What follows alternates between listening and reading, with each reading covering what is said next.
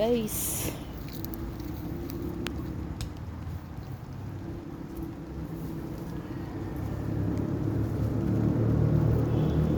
Ting tanglad. Ayan na, maambon na. Ambon-ambon na guys. Maglalagay tayo dito guys ng 45 days. Tsaka itik.